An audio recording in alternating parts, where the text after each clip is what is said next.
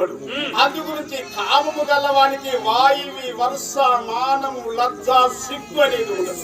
కొంతదాక అక్క అక్క అని పిలుస్తాడు, అక్కడే ప్రేమించే ప్రయత్నం చేస్తాడు కుక్కలాగా. అందు గురించి కామాంతోస్మృతి భారతం లోపల ఎవర్రా గుడ్డివాడన్న ప్రశ్న వస్తే కామాంతుడైన వాడే గుడ్డివాడు. అందు గురించి నేను కామాంతుడను కాదు, కాముని దహనం చేసే శక్తి నాకు ఉంది. అయినా నీ దగ్గరకు వచ్చాను తల్లి, నన్ను ధన్యం చేయి మాత. ఒక మాట చెప్తే ఏంటమ్మా? చెప్పమ్మా.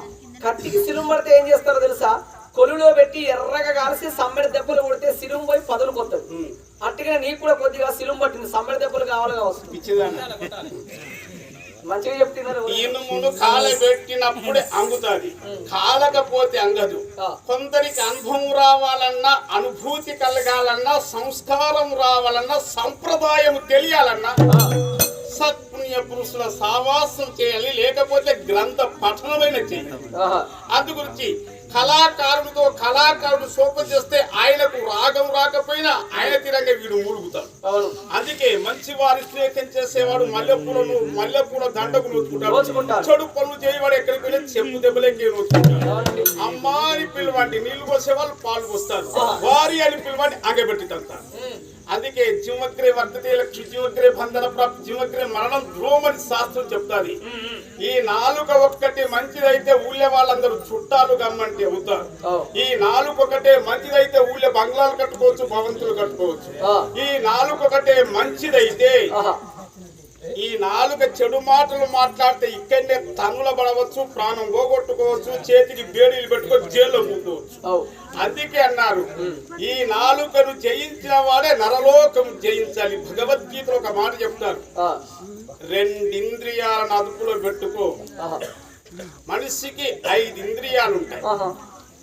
10 ఇంద్రియాల్లో మనస్సు దాన్ని కలుపుకుంటే 11 ఇంద్రియాలు అవుతాయి. అయితే ఏ ఇంద్రియాన్ని అదుపులో పెట్టుకోమంటాడు శ్రీకృష్ణ పరమాత్మ అంటే ఈ నాలుకను అదుపులో పెట్టుకోమంటాడు. కానీ ఈ నాలుక అన్ని ఇంద్రియాలకు ఒక్కొక్క పని ఉంది, కానీ నాలుకకు 2 పనులు ఉన్నాయి. తినడం తిట్టడం, తినడం తిట్టడం. ఈ 2 పనులు చేసినప్పటికీ దాన్ని మదమంగదు. అందుకే నేను నీ దగ్గరికి వచ్చాను.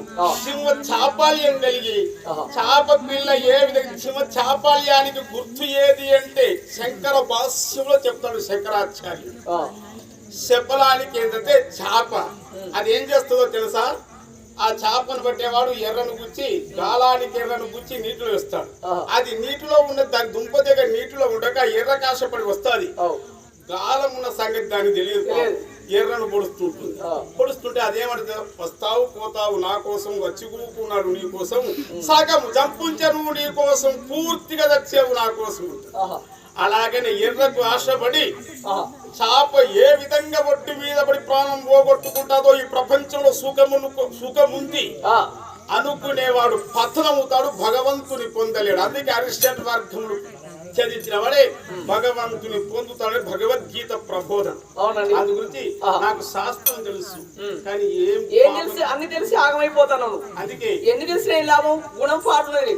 అందుకే వస్త్రాలం ముఖ్యలంకారం ప్రేమకిస్తూ భోజన గుణముకిస్తూ నారిన విద్యముకిస్తూ పురుష అన్నారు. ఈ శరీరానికి ఏం అందం అంటే బట్టలు సొమ్ములు ఉంటేనే అందం. ప్రియానికి భోజనం అలంకారం. అవునండి. తిట్టుతూ కొట్టుతూ బుక్కెడు పెట్టేదానికంటే ప్రేమతో గంజి నీళ్లు తాగినది తృప్తిగానే ఉంటుంది. ఆడవాళ్ళకి ఏమందం అన్నారు తెలుసా? గుణం ప్రధానం అన్నారు. మగవానికి ఏమందం అని చెప్పా? చదువే అందమన్నారు. అందు గురించి చదువు లేని మనిషి, చదువు రాని మొద్దు, కదులలేని ఎద్దు రెండొక సమానం. చదువుకున్నాం కానీ బూడిదలో బొరిన కుక్కలాగా నా చదువేం ప్రయోజనం ఉండదమ్మా. కానీ తెలిసిన వాడినైనా నీ కాళ్ళు పట్టుకుని దేవత ఏ విధంగా త్రిమూర్తులను పాపలు చేశారు, ఆ విధంగా నీ చెయ్యి నా మీద వేస్తే నా పాపం పోతుందని ఉద్దేశం.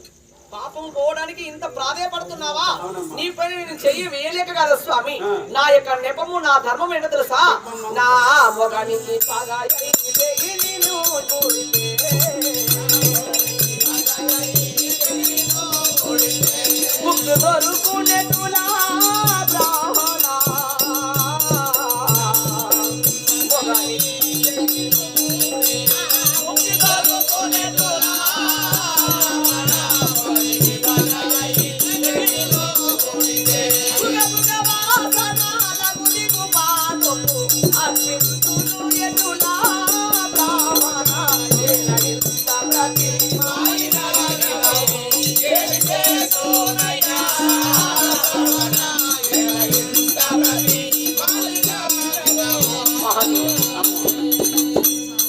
రాజరాష్ట్ర కృతం పాపం రాజపాపం పురోహితం భక్త శాస్త్రి కృతం పాపం శిష్య పాపం గురువర్జితే.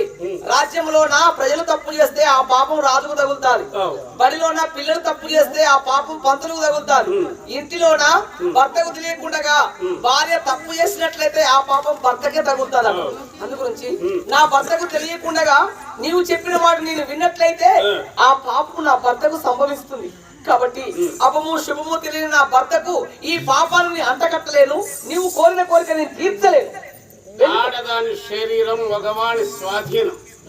ఇంటికి కప్పు అందం, ఆకిలికి ముగ్గు అందం, శాకానికి ఉప్పు అందం. ప్రతి ఒక్క ఆడదానికి గుణమే అందం అని చెప్పారు. అవునండి. ఇల్లు కట్టి కప్పు వేయకపోతే అలంకారం, శాకంలో అన్ని వస్తువులు వేసి ఉప్పు వేయకపోతే రుచికరం ఉండదు. కానీ ఆకాశంలో చంద్రుడు లేకపోతే అందం ఉండదు. అవునండి. ఆకిలి ఊడ్చి అలుగు తల్లి ముగ్గులు ముగ్గు వేస్తే అందం వస్తుంది. కానీ ప్రతి ఒక్క ఆడతల్లికి గుణమే ప్రధానమని ధర్మం చెప్పారమ్మా. పుట్టదేతులది పెంటగడ్డల యందు చేరదే వైష్ణవ మందిరములు అన్నారు. తులసి పుట్టేది పెంటగడ్డల యందు. దాన్ని ప్రేమతో తీసుకొచ్చి ప్రతి ఒక్క ఇంటిలో పెట్టి పొద్దున్నే లేసి దానికి ప్రతి పుష్పములు సమర్పిస్తారు. అందుకే కులము వల్ల విలువ కాదు, గుణము వల్ల విలువ వస్తుంది ప్రతి ఒక్కరికి. అవునండి. గుడ్డకు కాదురా విలువ వచ్చేది గుణానికి అన్నారు. గుడ్డలు మంచి వేసుకొని గుణం దయ మంచిగా లేకపోతే దగ్గరికి కానిచ్చేవాడేవాడు ఉంటాడు. అందుకే నిన్ను ఒక మాట అడుగుతున్నాను. ఏంటండి? నీవు పుట్టింది కౌడుల్య మహర్షి కులములో. అవునండి. ఆయన నిష్కలిత బ్రహ్మచారి దీక్ష పారాయణ అమోఘమైన యోగాభ్యాస ధురంధరుడు. ఆ బ్రహ్మదేవుని మానస పుత్రుడు. అలాంటి వాడి పుణ్య కడుపులో నువ్వు పుట్టలేదమ్మా. యజ్ఞం చేస్తే ఆనాడు దశరథ మహారాజు పుత్రకామేష్టి అనే యజ్ఞమును చేశాడు. వాళ్ళ కుల పురోహితుడైన వశిష్ఠుడితో. అందు గురించి అందులో నుంచి యజ్ఞ ప్రసాదం వల్ల ముగ్గురు రాములు తెలవల్ల రామలక్ష్మణ భర్త చిత్రాగ్యులు పుట్టారని రామాయణం చెప్తుంటుంది. అలాగనే మీరు 5గురు జన్మించారు కదా, 5గురితో నువ్వు జన్మించావు పుష్పములు వేయగా. అందు గురించి నీవు అయోని సంభూతురాలు. సీతాదేవి ఎలాగ భూమిలో నుంచి పుట్టిందో నువ్వు కూడా అయోని సంభూతురాలు. అయోని అంటే అర్థం ఏమిటంటే ఆడదాని యోనిలోని చెల్లి పుట్టితే స్త్రీ అంటారు. అయోనిజ అంటే భూమిలోని చెల్లి పుట్టింది కాబట్టి ఆమె అయోనిజ అయింది, సీతామాత అనిపించుకుంది. నీవు కూడా చెల్లమాబురాలు తల్లి. ఇంత గొడవ ఎందుకు? ఒక్కసారి నా మీద చేస్తే నీ దారి వెళ్ళిపోతా. స్వామి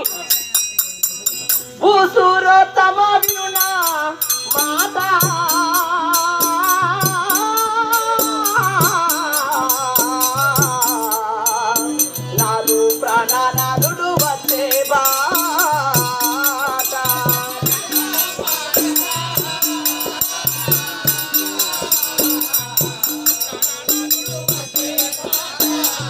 నిమిషమైనను మందిరమ్మును నీవు వంటిగా నుండవలదిగా.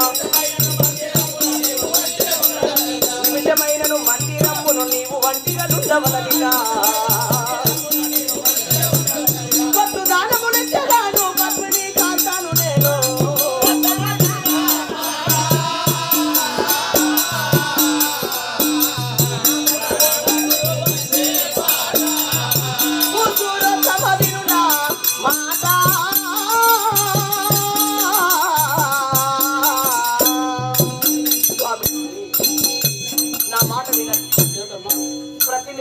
నా భర్త అయిన కట్టమగౌడు తాటి వనములకు వెళ్ళిపోయి తాటి వనములో నా కాళ్ళు గీసుకొని ప్రతినిత్యమైన గాని అతని యొక్క పనిచారకుల చేత కళ్ళు పట్టుకొని ఆ తాటి వనములో నుంచి నా భర్త ఎలా వస్తాడో తెలుసా?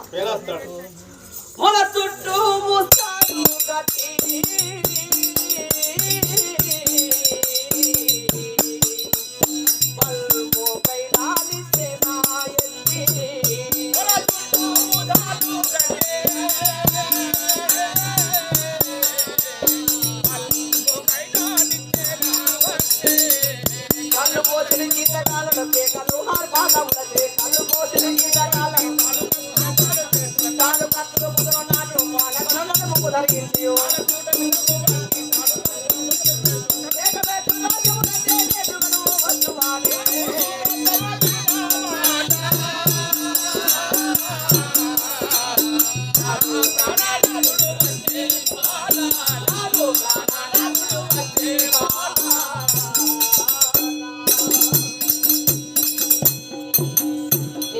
కావాలంటే పట్టు పితాంబరములు, నగలు, నాణ్యములు, వజ్రములచే సమకూర్చినటువంటి ఏది కావాలన్నది ఇస్తాను.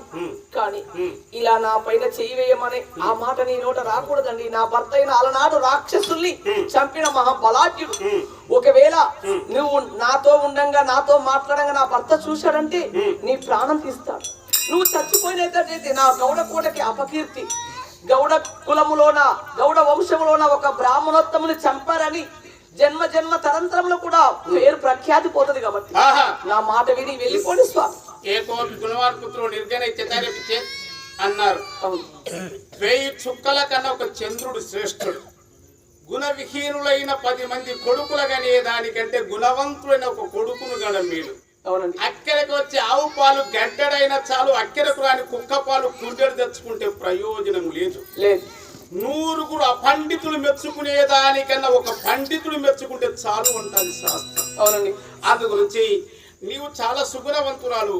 శరీర దీపక చంద్రో ప్రభో దీపరి త్రైలోక్య సుపుత్ర కుల దీపిక అంటారు. పగలెల్ల ఎలుతురు కావాలంటే సూర్యదేవుడు రావాలి, రాత్రంతా ఎలుతురు కావాలంటే చంద్రుడు రావాలి. దేశంలో పేరు వ్యాపించాలంటే దాన ధర్మము చేయాలి. కులములకు పేరు రావాలంటే గుణవంతులైన కొడుకును గనాలి అని అంటారు. అమ్మా జనితాశ విద్యవదర్శితన్నదాత ప్రపంచైతే పితాశ్రుత అన్నారు. మగవానికి 5 గురువులు, ఆడదానికి 3 గురువులు. మగవానికి తల్లి తండ్రి, గురువు, హితము కోరినవాడు, భయము తీర్పినవాడు, విద్య చెప్పినవాడు. 5 గురువులు మగవానికి. ఆడపిల్లలకు తల్లి తండ్రి, అత్తమామ, తాళి కట్టిన భర్త అనేవారు 3 గురువులు చెప్పారు. మగ పిల్లడు పుట్టేదుంటే ఒక కులమునకు పేరు, ఆడపిల్ల పుట్టేదుంటే 2 వంశంలోకి పేరు. ఆడపిల్ల బుద్ధిమంతులైతే, నిజాయితీ పరులైతే ఇటు కన్నవారిని మెచ్చుకుంటారు, కొన్నవారిని మెచ్చుకుంటారు.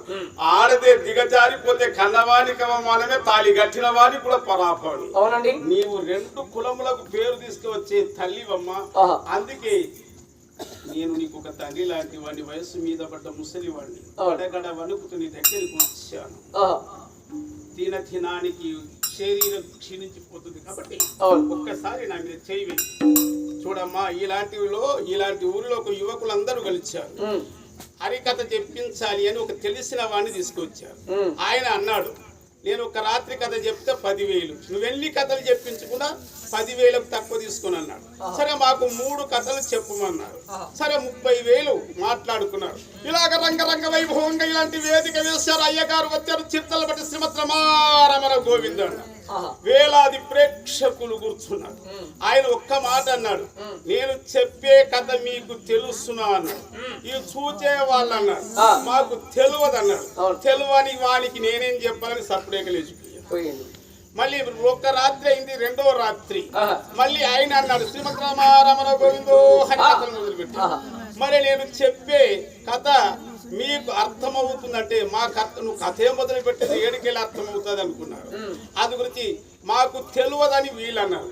మరి తెలియని వారికి నేనేం మాకు తెలుసు అన్నారు. తెలిసిన వారికి నేనేం చెప్పాలని లేచిపోయారు. అందు గురించి తెలిసిన వానికి ఎక్కువ చెప్పేదానికంటే తెలియని వానితో ఒరేదానికంటే తెలిసిన వానికి ఒక మాట చెప్తే తెలుసు. అందు గురించి ఒక ప్లగ్ చెడిపోయిందంటే అందులోని కరెంటు రాదు. బుర్ర చెడిపోయిన వానికి బుద్ధి ఎన్నడూ రాదు. కాబట్టి నా బుర్ర ఎన్నడో చెడిపోయిందమ్మా. అందు గురించి నన్ను ఎక్కడైనా దాచిపెట్టు తల్లి. చెప్పే మాట బాగానే ఉన్నాయండి. ఎందుకో తెలుసా, నిన్ను చూస్తుంటే ఎలా ఉన్నారంటే పొద్దున్న దాకా నీ ఉపదేశం చెప్తామంటారు. కాషాయ వస్త్రాలు కట్టుకున్న వారంతా దేశ కురువులు కాదు, ఖద్దరు వస్త్రాలు కట్టుకున్న వారంతా దేశ నాయకులు కాదు, కాకి వస్త్రాలు ధరించుకున్న వారంతా రక్షక భటులు కాదండి. కాకి వస్త్రాలు ధరించుకుంటారు, మీరు రక్షక భటులం అంటారు. వాళ్ళు ఏ ద్రోహం చేస్తున్నారో ఎవరికి తెలియదు. ఖద్దరు వస్త్రములు కట్టుకున్న వారు మీరు దేశ నాయకులం అంటారు, మమ్మల్ని గెలిపించమంటారు. గెలిపించిన తర్వాత వారు ముఖమే చూడరు. అలాగనే నీలాగనే కాషాయ వస్త్రాలు ధరించుకొని మేము గురువులము ఉపదేశం చెప్తామని పొద్దున్న దాకా ముచ్చట చెప్తాండ్రు. కానీ పొద్దు పూకిన తర్వాత లింగాలు జంజాలు తుంగమనులు తొక్కి బుంగ తీర్థాలకై కూడా నీలాంటి లంగాన్ని చాలా మంది చూసినా వెళ్ళిపో. తన పాపమే తనకు శిక్ష, తన పుణ్యమే తనకు రక్ష. బస్సు పోతుంటే బస్సు ఎంబడి దుమ్ము పోతూనే ఉంటుంది. ఎవడు చేసుకున్న కర్మ వాడనిపిస్తాడు. గురువు అని చెప్పి చెడు పనులు చేస్తే చచ్చిన తర్వాత యముడు వధించక తప్పుతాడా? మంచి పనులు చేసేవాడిని ఈ లోకములో పుణ్యలోకాన్ని ప్రాప్తింపు చేస్తాడు. అయినా నా మాట నువ్వు వినకపోతే నీ గౌడ కోట ముందే చచ్చిపోతా. కొబ్బరికాయలు కొడతా, శివుడికి 10 కొబ్బరికాయలు కొడతా. నీలాంటి వాడు ఉన్నా గానీ నిన్ను చూసి ఆ బుద్ధి చెడు బుద్ధి అందరు నేర్చుకుంటే నువ్వు చచ్చిపోయిన మంచిదే కానీ నీ మాట నేను ఒప్పుకోను. చచ్చిన తర్వాత సమాధి మీద ఆవును గంటేస్తే పాలు పిండుకొని ఎన్ని కావాలని ఇచ్చేవాళ్ళకి చనిపోవాలా? సత్య వచ్చి కానీ ఊరోకులు పోయి బొందు కొడతావు. అరే చచ్చిన వాళ్ళందరూ బొంగ అట్లా అవుతారు. ఎందుకంటే ఇక్కడ చచ్చిపోయినా అనుకో మళ్ళా మోసుకోవాలి అక్కడ అదే నువ్వు ముందే చూడు, ఈ చెల్లమామ అనుకున్నాను పతి వ్రత అంటే ఇలాగుంటుంది. పతి వ్రత ఒక్కొక్క పదానికి ఒక్కొక్క అర్థం ఉంటుంది. పతిత తన మొగని కాదని పర మొగలతో తిరిగేదాన్ని పతిత అంటారు. ఒకే మొగడితో కాపురం చేసేదాన్ని పతి వ్రత అంటారు. ఏక పత్ని వ్రతుడు. ఒకే భార్యతో కాపురం చేసేవాడిని ఏక పత్ని వ్రతుండని అంటారు. అది గురించి ఆమె మనసు కరగలేదు కాబట్టి యోగ విద్య ప్రవీణుడను కాబట్టి నా మాయ చేత నా యోగ విద్య ప్రభావం చేత నా జీవనాన్ని బ్రహ్మరంధ్రానికి ఎక్కించి చనిపోయినట్టు చేస్తాను. తర్వాత ఆమె మనసు మారదా నా మీద దయ చూడదో చూస్తాను. ఓం శివ.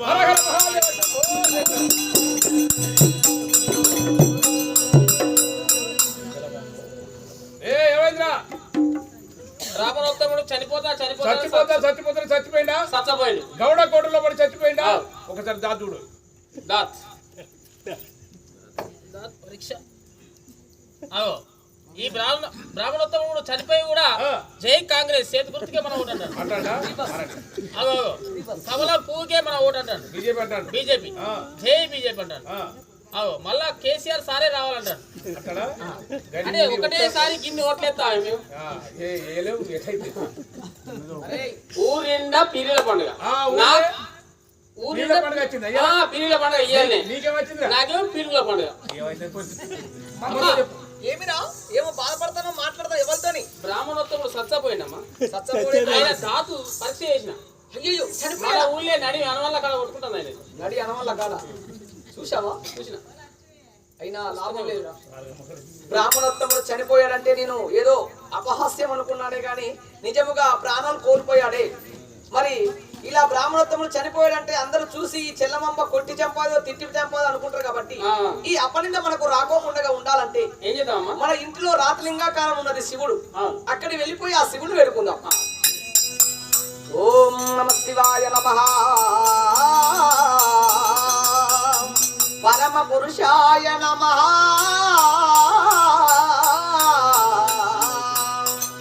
పరమేశ్వర పాహిమ మహేశ్వర.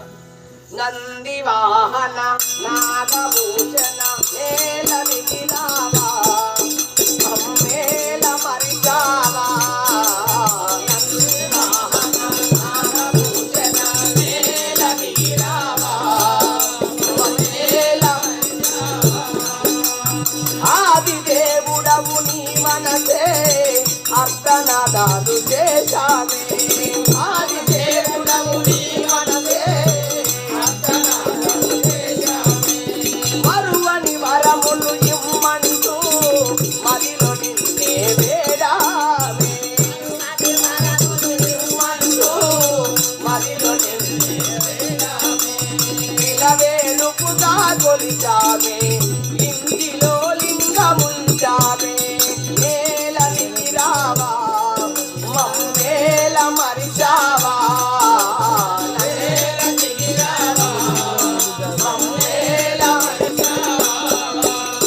నంది వాహన నాగభూషణ మేల దిగిరావా మమ్మేల మరిచావా. చిన్ననాడు నుండి మమ్మల్ని ఎంతగానో ప్రేమతో పెంచి పెద్ద చేసి మాకు తోడు నీడగా ఉండి ఈ రోజు ఆ ముసలి బ్రాహ్మణోత్తముడు మా గౌడకోటలో చనిపోయాడు. కాబట్టి అతడు ఎలా లేవాలో చెప్పమని ప్రాధాయపడుతున్నాను. శివా పాహిమా పాహిమా. ఓహో చెల్లమాభ చెల్లమాభ. ఎవరండి? గౌడ కోటలు పుట్టినప్పుడే మీ తండ్రి గారు రాజలింగాన్ని ప్రతిష్ఠ చేశాడు. అవునండి. సరే మీకే ఆపద వచ్చినా కానీ నన్ను వేడుకుంటే ఆ. నేను మీకు ప్రత్యక్షమై వరములు ఇస్తున్నాను. ధన్యోస్మి అమ్మా నీ బాధ ఏంటో చెప్పు తల్లి. మా ఇంటి ముందు ఒక వృద్ధ బ్రాహ్మణోత్తముడు చచ్చిపోయాడు కాబట్టి ఆ. అతను ఎలా లేవాలో తెలియక నేను వేడుకుంటున్నాను శివ. సరేనమ్మా బ్రాహ్మణోత్తముడు వచ్చి చస్తానని నీ గౌడకోటలో మరి చచ్చిపోయాడా? అవునయ్యా. లేదు లేదమ్మా ఆ. అతను బ్రహ్మజ్ఞాని. ఓహో. అతను చావలేదు. ఓహో. అతని ప్రాణాన్ని బ్రహ్మరంధ్రానికి ఎక్కించి మూర్ఛాగతుడయ్యాడు. అవునా? సరే అతని కోరిక ఆ. నీవు అస్తం బట్టి లేపాలని కదా. అవునండి. నీకే పాపము తొలగదు, ఏ దోషము తొలగదు. ఆ. నీ తండ్రి కముడియ మహర్షిగా ఆ. లేక నీ మామ శంకరుడిగా భావించి ఆహా. అతని అస్తం బట్టి లేబట్టమ్మా. ఆహా. ఏ పాపము తొలగదు, ఏ దోషము తొలగదు, అన్నిటికీ నేనే బాధ్యుడను. చిత్తము స్వామి హరహర మహాదేవ శంభో శంకర. ఆహా. ఏమిటి ఎన్నడైనా మాకు మాట్లాడినది ఈ రాత్రిలింగాకారం ఈ రోజు మాట్లాడేది నాకు ఎంతో ధైర్యాన్ని ఇచ్చారు కాబట్టి శివుడు చెప్పిన మాట ప్రకారంగా ఇప్పుడే వెళ్ళిపోయి ఆ బ్రాహ్మణోత్తమును లేపేగాక. ఓం నమ శివాయ. లేలెన్ని మోతులు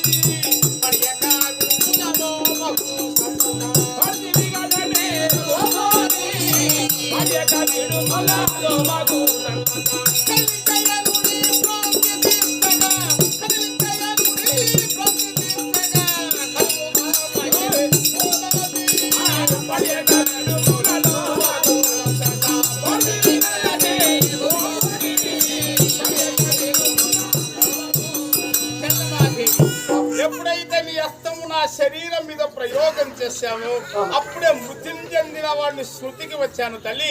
ఇది ధన్యవాదాలు మాత. స్వామి ధన్యోస్మి స్వామి. నీకు ఇప్పుడు స్నానము చేయించాను. బ్రాహ్మణులం కదా 100 పనులు ఉన్న స్నానం చేయక ఊకుండకూడదు. అవును. 1000 పనులు ఉన్న అన్నం తినక ఊకుండకూడదు. ఊకుండకూడదు. 1,000,000 పనులు ఉన్న జపం చేయక 1,00,000 పనులు ఉన్న జపం చేయక ఊకుండకూడదు. అవును. 1,000,000 పనులు ఉన్నా అవును. ఒకనికి దానం చేయక నిద్రపోకూడదని చెప్తారు పెద్దలు. అందుగురించి ఆరోగ్యమే మహాభాగ్యం అన్నారు కాబట్టి ఆరోగ్యంగా ఉండాలి. రోజు స్నానం చేయాలి. స్నానం చేయించాలా? నీళ్లు వేడి చేసావా? సలీలు ఏడట్నా కన్నీళ్లు పెద్ద మనిషి కదరా. ఏం గతి జలకములాడు నీలా మహారాజాతో సమమైదుడ జలనికా.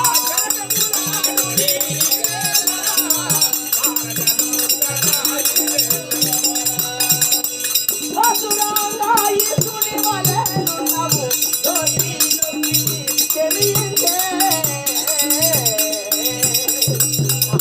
అమ్మా నీకు స్నానము చేయించాను, పొడి వస్త్రములు ధరించాను, సింహాసనాసీనులై కూర్చున్నావు. నామాని సంతోషమంది లోపల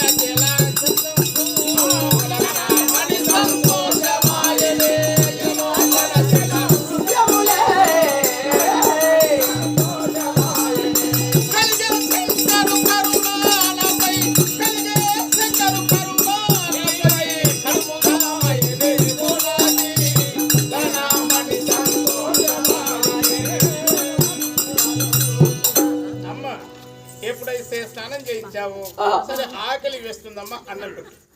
మంత్రి పలహారములు సిద్ధం చేశావా?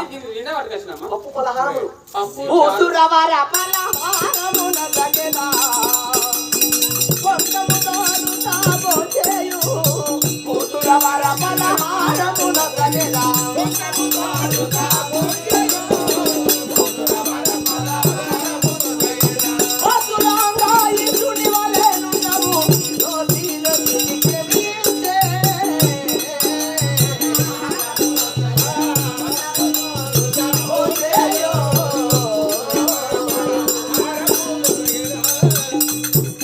పలహారములు పిండి వంటలు చేశాను. నీకేది ఇష్టమైతే అది భోజనం చేయండి. నేను విడియం తీసుకొని వస్తాను. అదంతా ఆయన ఒక్కడే ఏంటడా అంటే ఆయన ఇష్టం ఉన్న పదార్థాలు తింటాడు. మీనే అంటే కొద్ది కొద్దిగా పెట్టకూడదురా, పెడితే పూర్తిగా పెట్టాలి, అలా అది వదిలిపేసి వెళ్ళాలి. మనం కొద్ది కొద్దిగా పెట్టామా బాధపడతారు. సగం కడుపు పెట్టారా కొడుకు వచ్చినంత దుఃఖం ఉంటుంది. అందుకే పెడితే కడుపు నిండా పెట్టాలి, లేకపోతే లేదన్న. వాడికి తెలవదులేండి స్వామి. వాడు ఇగో పట్టుకొని నేను వెళ్ళి బిర్యానీ తీసుకొస్తా. సరే అంతఃపురంలోకి వెళ్ళి బిర్యానీ తీసుకొస్తానన్నావు, కానీ అన్నం తినేటప్పుడు కొన్ని ఆచారాలు ఉంటాయి. 4 భాగాలు చేయాలట. గాడుపుకు కొంత, నీళ్ళకు కొంత, అన్నానికి కొంత. ఈ 4 భాగాలు చేసి ఎవడు భోజనం చేస్తాడో వాని ధరికి రోగం రాదని చెప్పుతారు. ఆహం వైశ్యరో భుక్తం ప్రాణీనం పాన సమాయుక్తమని భగవద్గీతలో చెప్తారు. అందుకే రోజుకొక పూట తింటే యోగి, 2 పూటలు తింటే భోగి, 3 పూటలు తింటే రోగి. ఇలాంటి ఊరిలో ఒక తల్లి మొగరికి కమ్మగా నెమ్మదిగా వేసింది. నెమ్మదిగా వేశాడు, కడుపు నిండార తిన్నాడు. ఆ ఇంట్లోకి పోయి నీళ్లు పట్టుకొస్తుంది పిల్లం. వీనికి లేవరాలేదు పాపం. మెల్లగా లేచి ఇట్లా వస్తున్నాడు. ఏమండి లేవస్తలేదేమండి అని పిల్లమంది. నీ చేతి గారెలు బూరెలు ఎక్కువైపోయినాయి, అందుకే లేవస్తలేదని మొగడన్నాడు. సరే గారెలు బూరెలు ఎక్కువైన బాధపడుతున్నావు కదా, తమ్మలపాకు వేసుకుంటే అరిగిపోతుందని పిల్లలు సలహా ఇచ్చేది. తమ్మలపాకు బట్టంత సందు ఉంటే ఇంకొక గారవక్కైనా గొరకపోతుంది అన్నట్టు. అట్లా తింటేలాగమ్మా అన్నం కాడే మీరు తిను పదార్థాల బట్టే రోగాలు వస్తాయని వేదాలు చెప్తాయి. కానీ అయినది కాంతి కుడిలో బారేసినట్టు కడుపులో బారేస్తే రోగాలు రాకపోతే ఇంకేం వస్తాయమ్మా? స్వామి నీ ఇష్టం అండి. నాకు నిద్ర వస్తుంది, పడుకుంటాను. పడుకోండి స్వామి, నేను బిర్యానీ తీసుకొస్తామని. అబ్బాయి గారు బిర్యానీ తీసుకోరా. సరే చెల్లమాదేవికి కరుణ వచ్చింది. చచ్చిపోయిన వాడి విధంగా నటించగానే ఆ తల్లి నా మీద చెయ్యి వేయడమే కాదు, పడుకోవడానికి పాటు వేసి నాకు సృష్టి చేసింది. అయినా నేను వచ్చిన పని నెరవేరాలంటే ఆ తల్లి నన్ను భట్టిలో దించాలంటే ఒక ప్రయత్నం చేయాలి. ఆ తాటి వనంబులో ఉన్న కంఠమాభగేశ్వరుని రప్పించాలి. రప్పించగానే వాడు తలుపులు తీయమంటాడు. ఆ తర్వాత నేను ఆలోచిస్తాను. రారా కంట మా గౌడ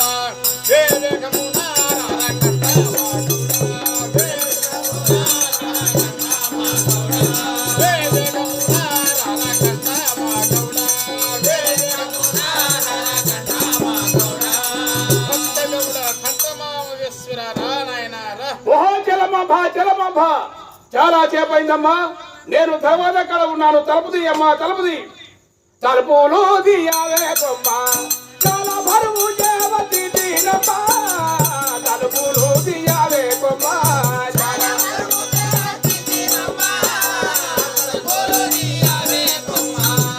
రాజే శివభక్తి ఏవేలాయలో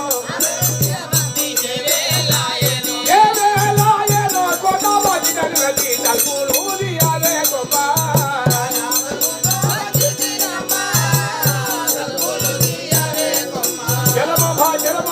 తర్వాత కాలం ఉండి చాలా చేపైందమ్మా. తలుపులు దేవమ్మా.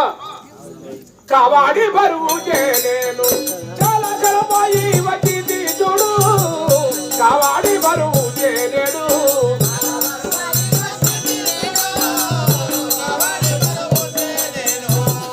రావే శివభక్తి ఏ వేలాయనో, రావే ఏ వేలాయనో సర్వదో దియగా.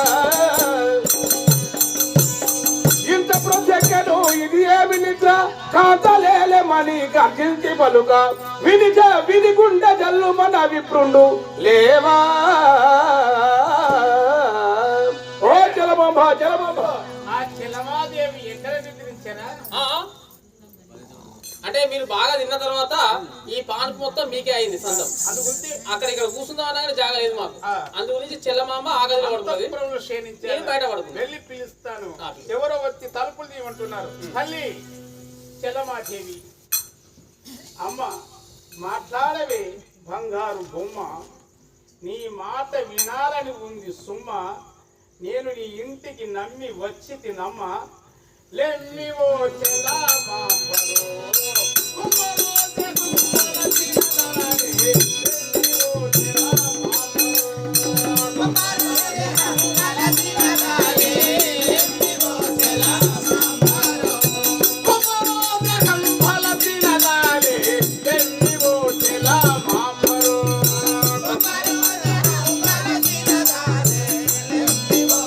ఆ